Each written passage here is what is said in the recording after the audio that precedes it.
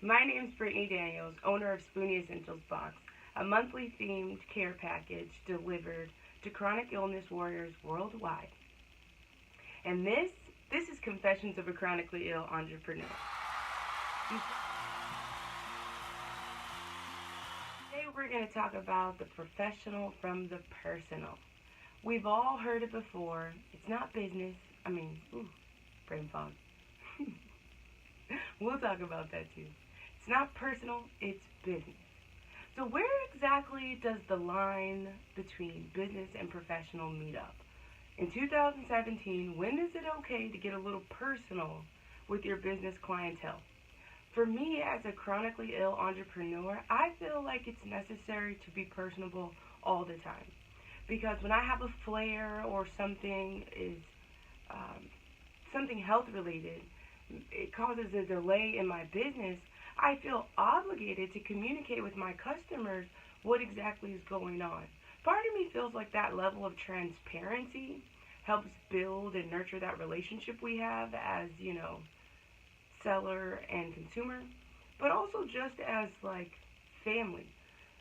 For me, my company, I wanted it to do more than just deliver a service or a product. I also wanted to build a community around my subscription box. So that personal aspect really helps me connect with my customers and be honest with them about what's going on. Because frankly, when I get sick and I'm in the hospital for 2 weeks, it affects them. It affects how quickly orders are going to go out, how many emails or newsletters or Facebook or Instagram updates I'm not going to do. And for me, it's really challenging because sometimes I feel like a huge failure. I feel like, I'm doing something wrong when it's so many things that are just out of my control. Like I couldn't control getting C. diff. I couldn't control getting diagnosed with cancer. I can't control how long, it takes me to recover from chemotherapy or my Remicade infusions. And those things affect my efficiency and effectiveness. Well, at least in a society that measures your worth as a citizen or, member of society is how productive and how efficient you are, how much you contribute. It makes you feel like, you're doing something wrong, that you've missed the mark or that you're less than. And frankly, I'm trying the best I can every single day. Like, I won't feel well, but I'll still get back to emails. Or, I'll like a few comments on Instagram. Or like today, honestly, I'm in so much pain. Like, I started this video at 8:30 this morning. It is now like 7 p.m. I've been in the bed all day. Like, it's like I couldn't keep my eyes open. It was just ridiculous. And it's like frustrating because the whole day has been wasted. It also depends on how you look at it. Was it a day wasted business-wise, or was it a day gained in self-care? This is like the constant thing I mentally struggle with because I want to be honest with my customers and I want my business to be successful, but not just because I want to make money, but let's face it, like I have 3 chronic illnesses and I'm in my mid-20s. I'm a graduate educated individual, but having a chronic illness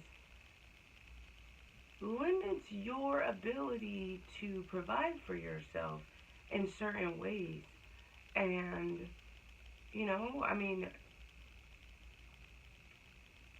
I'm going to have this disease forever. So part of me is like terrified that I'm going to be like destitute and starving forever because I don't have money for things even right now. But, from all my research, I see that it takes, 2 to 5 years for a business to be profitable and successful, but the first year is the hardest to make it out of. Now add that to chronic illness and you're just like, your anxiety takes hold and you're like, oh my God, I can't do this. I don't even know why I thought I could even do this. Realistically, I know I'm going to be sick every day. I can't send out emails. I can't send out boxes. I can't get on Facebook. Like, what am I going to do? Like, oh, I should hire somebody. Oh, well, you're not actually making enough money yet to be able to hire somebody. So what I found is automating things. Like, for example, when I feel good, I schedule as many posts as I can out in advance. Like, especially for Facebook, newsletter, e-blast, schedule them out. Instagram, everybody always says you can auto-schedule posts, but I really haven't found an app that actually auto-schedules it, like auto-posts it itself. Most of them you schedule it and then it reminds you and then you have to post it. That doesn't really help me when I'm in class or an infusion or just not feeling well and it's like, oh yay, I'm not going to even see that. Most of the time my phone's on silent just because the dinging and all that stuff is just too much for me. But another resource I use is Fiverr. Under $5 and you can find help doing anything from digital marketing to content creation to translation. Pretty much anything you can think of. But for me, it's especially personal. Like, I feel like it's always personal. And people tell me, like, oh, when I say people, I mean mentor-esque, like, individuals who I've reached out to for guidance and, tips, best practices. They always say it's not personal, it's business. But, I'm not looking for an excuse. And, I'm not looking for a reason to deliver a less than product or, dub out subpar customer service. But the truth is, my business is very personal. The nature of what I do, I create monthly themed care packages for people with chronic illness. It is personal. I'm literally helping people outsource, showing others love, care, affection, and support. It's very personal. So when I'm having a bad day or things are going down because, I'm down, it's personal. And I personally think that I owe it to my customers to tell them that. But, in this day and age, you never really know. It's kind of like hit or miss. Speaking of customers, like, I know this sounds so wrong to say, but honestly, sometimes some of my actual chronic illness patients are the hardest people to be understanding with me. Like, and I get it because it's frustrating. You're looking forward to something and then, what's going on? But that same grace and understanding that they need from the healthy people world, I don't always get. Like, I get at least one F-bomb email every day. And I'm like, excuse me, I don't know. Is this a byproduct of me being so casual? Excuse me. Ooh, it's gross. I'm sorry. Is it a product of me being so casual and so comfortable with my customers that they feel like they can talk to me like that? Or is it just, we're in an age of all this online automation, robots, customer service, that they don't think it's a person, a human being just like themselves, fighting an illness daily, receiving this message. They think it's a robot. I'm really torn. I'm not sure. I couldn't tell you definitively which I think it is. But I guess the moral of my story, the moral of this confession number one, is that business is personal.